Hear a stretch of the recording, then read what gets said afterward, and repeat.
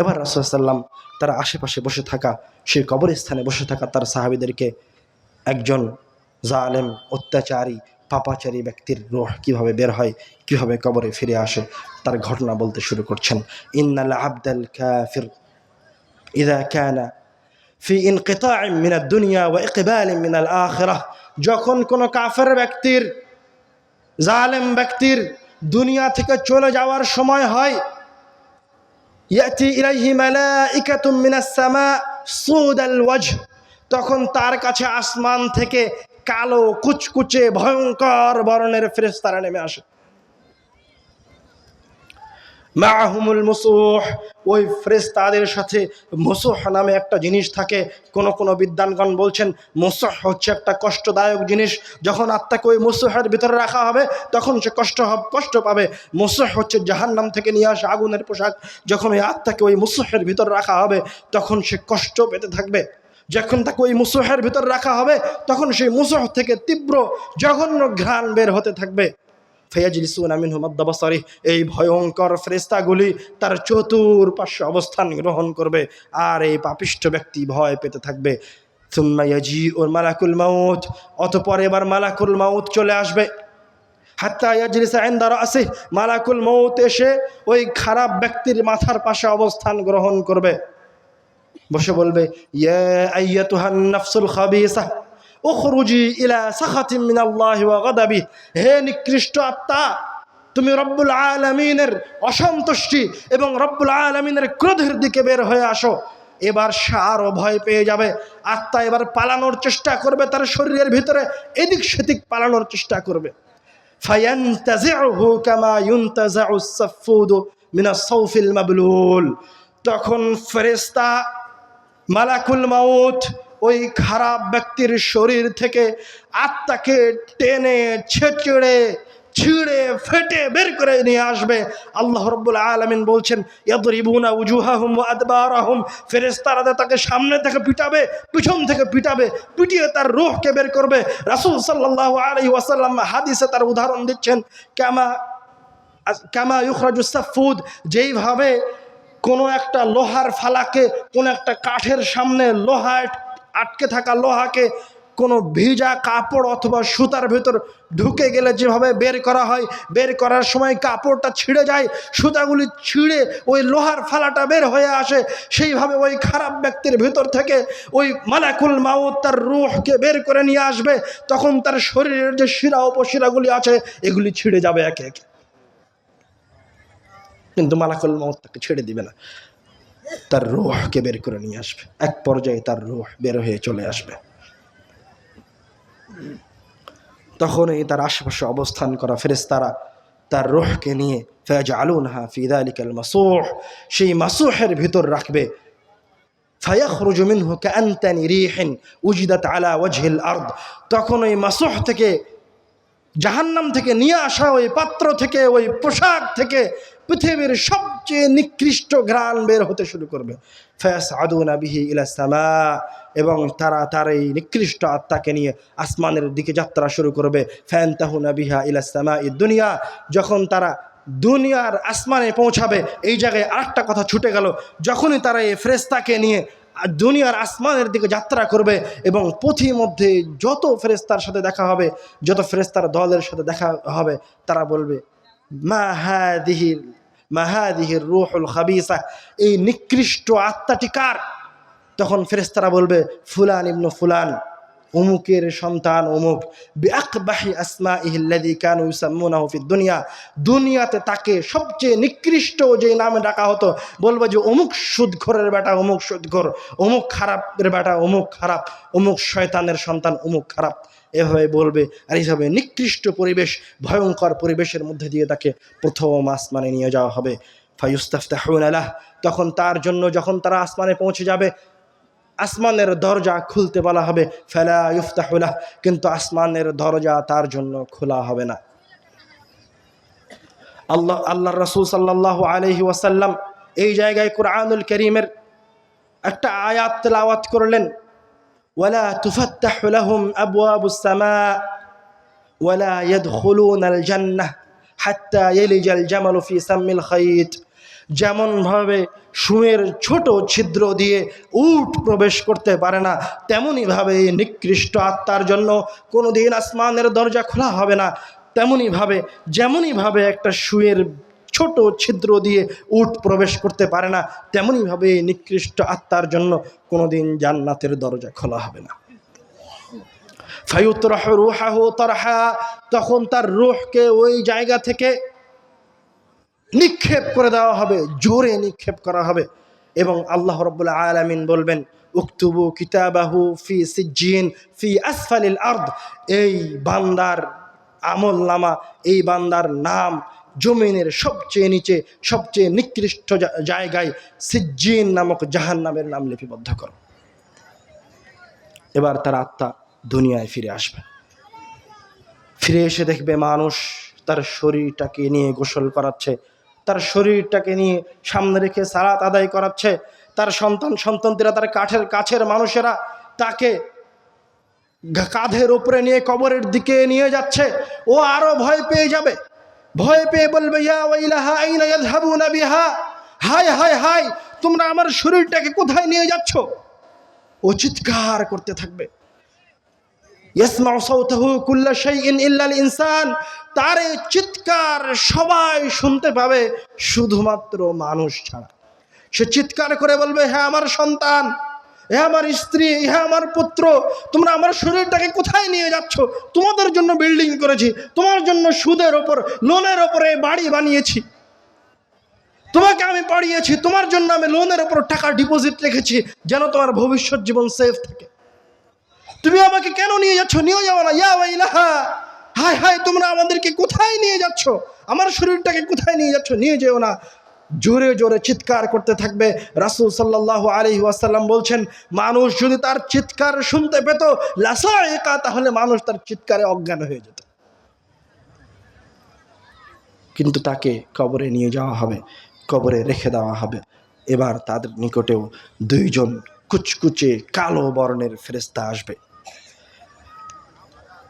তাকে উঠিয়ে বসানো হবে এবং একই জিজ্ঞাসা করা হবে, তিনটি জিজ্ঞাসা করা হবে।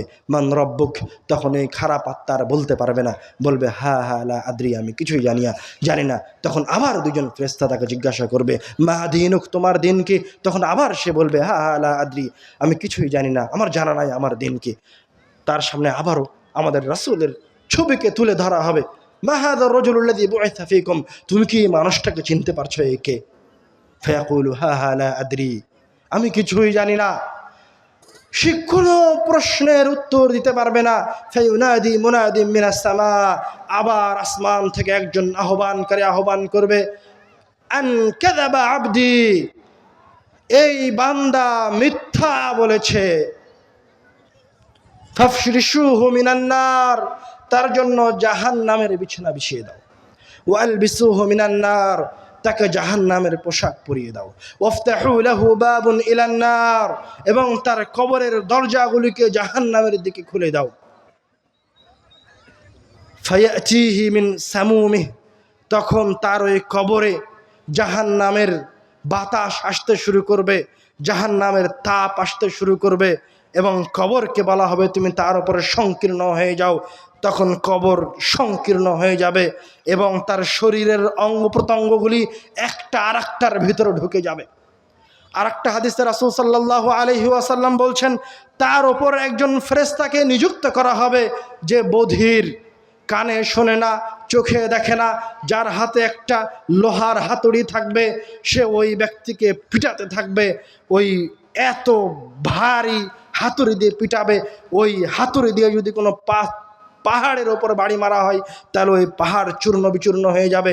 ওই হাতুড়ি দিয়ে ওই খারাপ ব্যক্তিকে মারা হবে, ওই খারাপ ব্যক্তি থেতলিয়ে যাবে, তার মগজ ছিটকে যাবে, তার শরীর ছিন্ন বিচ্ছিন্ন হয়ে যাবে, আবার তার অঙ্গ প্রত্যঙ্গগুলি এক জায়গায় করা হবে, আবার সে জীবিত হবে, আবার আগের মতো হয়ে যাবে, আবার তাকে হাতুড়ি দিয়ে বাড়ি মারা হবে।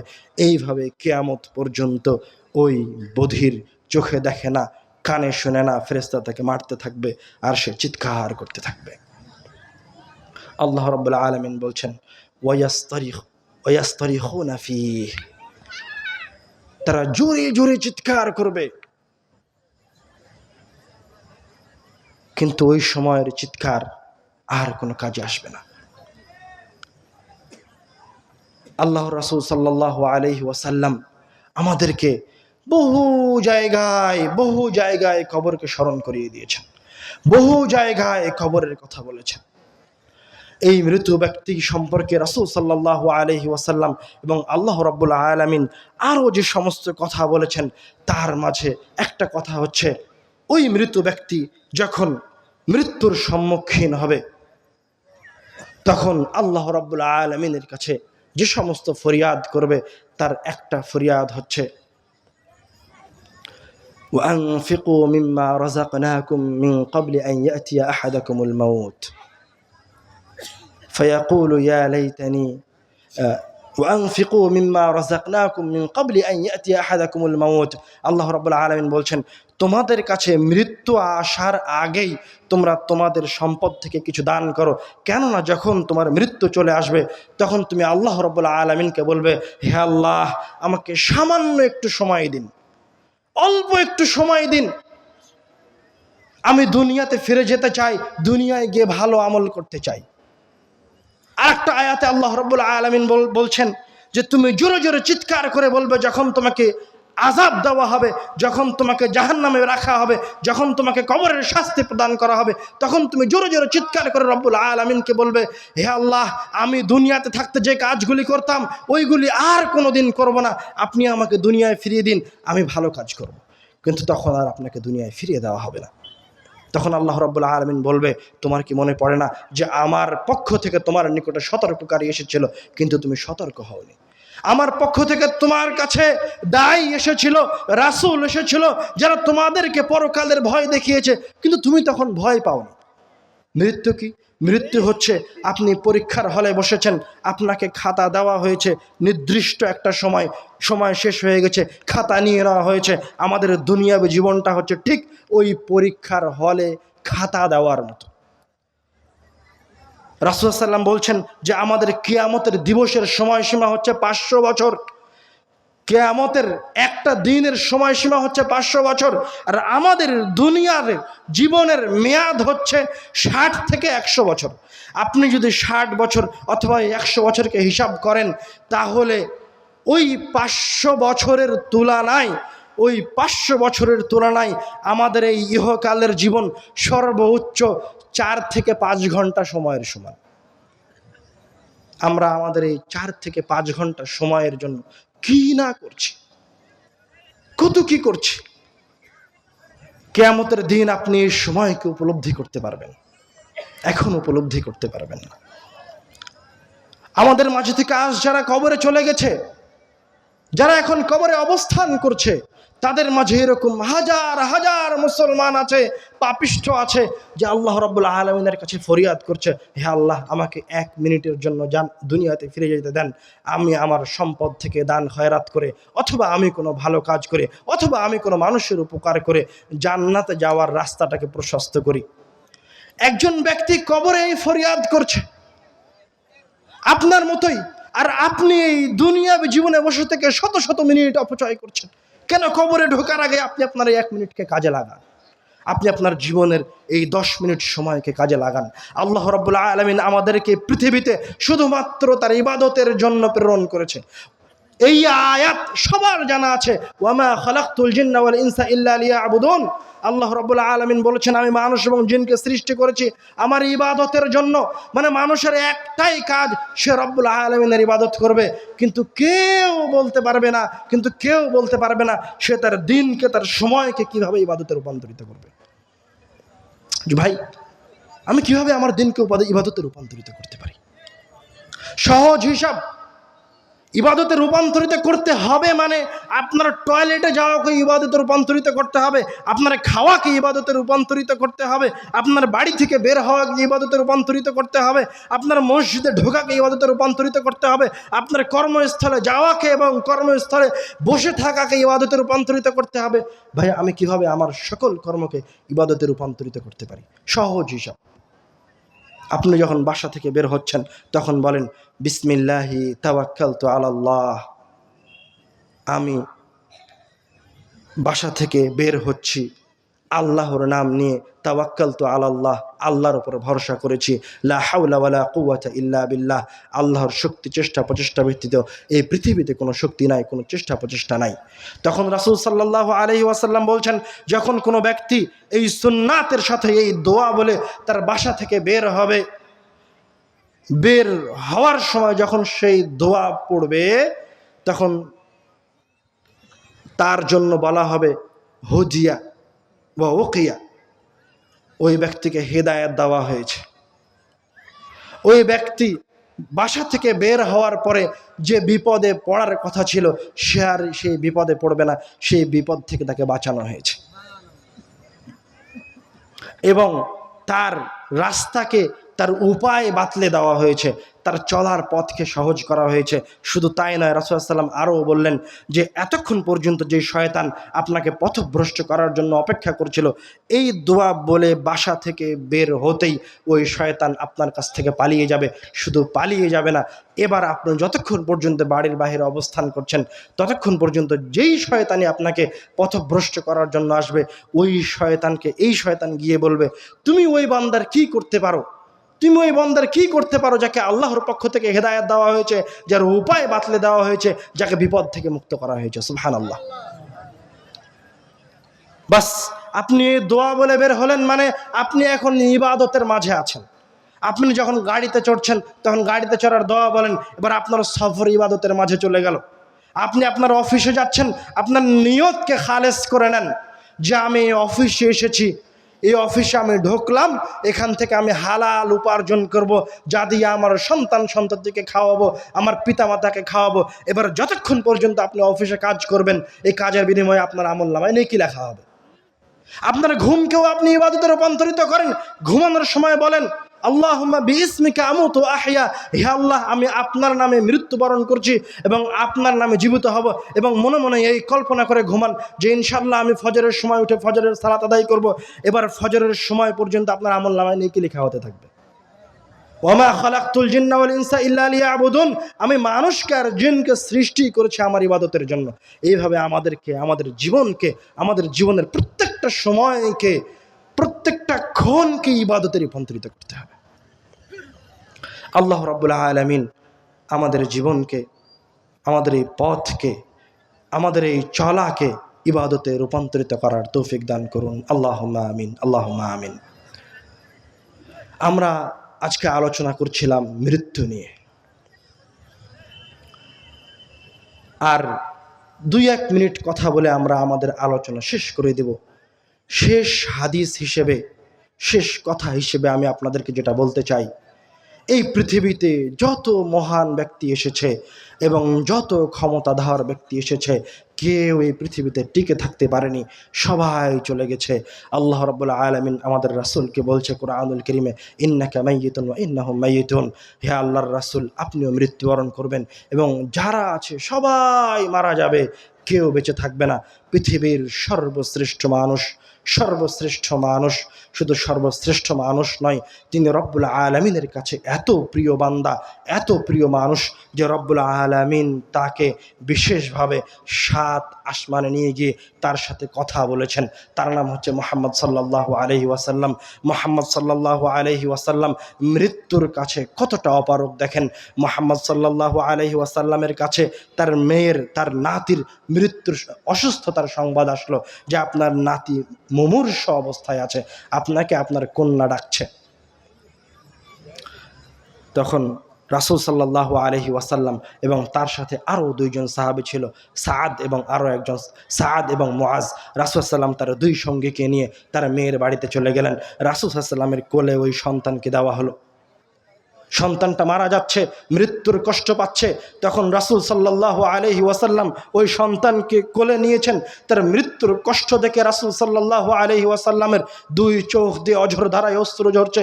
যখন সাআদ বলছে, ইয়া রাসূলুল্লাহ আনতা, ইয়া আল্লাহর রাসূল আপনি কাঁদছেন, আপনি কান্নাকাটি করছেন, আপনি তো সবচেয়ে শ্রেষ্ঠ মানুষ। মানে দেখেন পৃথিবীর সর্বশ্রেষ্ঠ মানুষটাও মৃত্যুর কাছে কতটা অপারগ। শুধু অপারগ নয়, আয়েশা রাদিয়াল্লাহু তাআলা আনহা বলছেন রাসূল সাল্লাল্লাহু আলাইহি ওয়াসাল্লাম আমার তুবুফিয়া ফি সাহরি ওয়া নাহরি, আমার কোলের ভিতরে মাথা রেখে রাসূল সাল্লাল্লাহু আলাইহি ওয়াসাল্লাম মৃত্যুবরণ করেছেন। তো রাসূল সাল্লাল্লাহু আলাইহি ওয়াসাল্লাম যখন মারা যান, যখন রাসূল সাল্লাল্লাহু আলাইহি ওয়াসাল্লামের রূহ বের হয়ে যাচ্ছে তার শরীর থেকে, তার আগে রাসূল সাল্লাল্লাহু আলাইহি ওয়াসাল্লাম কষ্ট পাচ্ছেন। এত কষ্ট পাচ্ছেন যে রাসূল সাল্লাল্লাহু আলাইহি ওয়াসাল্লামের সামনে একটা পানির পাত্র রাখা আছে, রাসূল সাল্লাল্লাহু আলাইহি ওয়াসাল্লাম তার দুই হাতকে বারবার ওই পানির পাত্রের ভিতরে ঢোকাচ্ছেন আর বের করে তার মুখটা মুছছেন। রাসূল সাল্লাল্লাহু আলাইহি ওয়াসাল্লাম মৃত্যুর কষ্ট। আয়েশা রাদিয়াল্লাহু তাআলা আনহা বলছেন যে আমি রাসূল সাল্লাল্লাহু আলাইহি ওয়াসাল্লামের মৃত্যুর কষ্ট দেখার পর আর কারো মৃত্যুর কষ্টকে কষ্ট মনে করি না। কিন্তু ঈমানদার আর পাপিষ্ঠের মৃত্যুর মাঝে পার্থক্য হচ্ছে, পাপিষ্ঠ আর ঈমানদারের মৃত্যুর মাঝে পার্থক্য হচ্ছে, ঈমানদার কষ্ট পাবে কিন্তু তার সামনে যা সে দেখতে পাচ্ছে সে ওই দিকে যেতে চাইবে, সে মারা যেতে চাইবে। যখন তার সামনে মৃত্যু উপস্থিত হয়েছে কষ্ট পেলেও সে যেতে চাইবে। মানে ওই যে ওষুধটা খাওয়ার সময় তিতো লাগে না, কিন্তু আপনি জানেন যে ওষুধটা আমি খেলে আমার অসুখটা কি হবে, ভালো হবে। তো মুমিন ব্যক্তি তার সামনে এত সুন্দর পরিবেশ দেখতে পাবে যে সে তার রূহটাকে বের করে দিবে কষ্ট হলে। আর কাফেরের রূহ পালিয়ে বেড়াতে চাইবে। আল্লাহ রাব্বুল আলামিন আমাদের রূহকে মুত্তাকির রূহে রূপান্তরিত করার তৌফিক দান করুন, আল্লাহুম্মা আমিন। আল্লাহ রাব্বুল আলামিন আমাদের মাঝে থেকে যারা মৃত্যুবরণ করেছে তাদের কবরের আযাবকে মাফ করুন, আল্লাহুম্মা আমিন। আমাদের মাঝে যারা অসুস্থ রয়েছে আল্লাহ রাব্বুল আলামিন তাদেরকে সুস্থতা দান করুন, আল্লাহুম্মা আমিন। এই বলে আমি আমার কথা এখানে শেষ করছি। সুবহানাকা আল্লাহুম্মা ওয়া বিহামদিকা আশহাদু আল্লা ইলাহা ইল্লা আনতা আস্তাগফিরুকা ওয়া আতুবু ইলাইক।